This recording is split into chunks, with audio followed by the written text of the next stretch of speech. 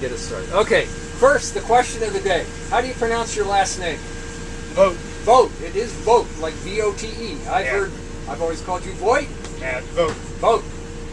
Like, is it German? Whatever? Yeah, okay. German. Okay. Second question. You've driven this track, you're a champion at this track. What's the hardest thing about driving here at Irwindale?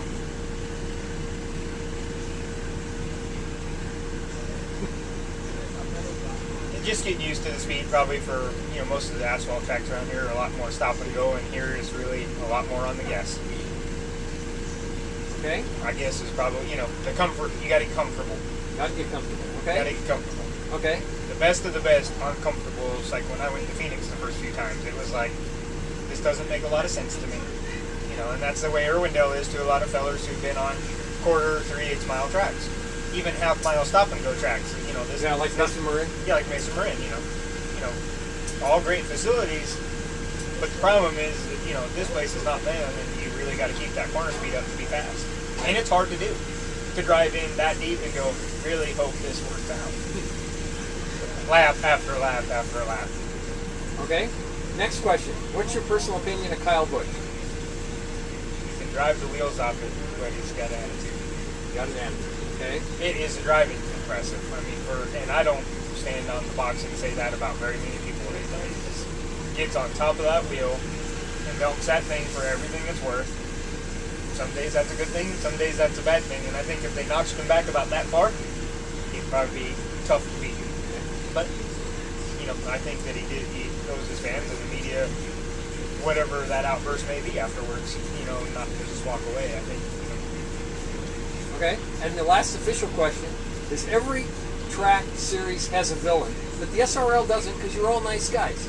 But a villain doesn't necessarily have to be a bad guy. He can be a nice guy. So who would be a good villain for the SRL?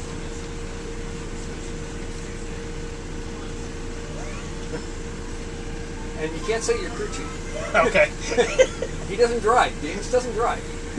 I don't know. These guys are all good guys. I don't know. Everybody, I'm sure, has an opinion, and I'll keep mine to myself, I'm sure. Okay, well, I'm not saying he has to be a bad guy. Yeah.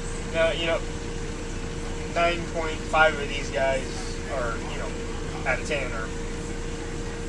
And I think, just, we're all racers all trying to do the same thing. When we strap our helmets on, we may not view it the same way. And honestly, sometimes when my helmet's strapped on, I don't view it the way that it actually happened either. So it's just part of racing. And some days you're going to be right, and some days you're going to be wrong, and think you're right. We've all had the best of the best. You go down to our point leader, and he'll tell you he's wrecked people on accident, he's been wrecked on accident, he's wrecked people on purpose, he's wrecked on purpose. So, any given day, anybody could be the villain.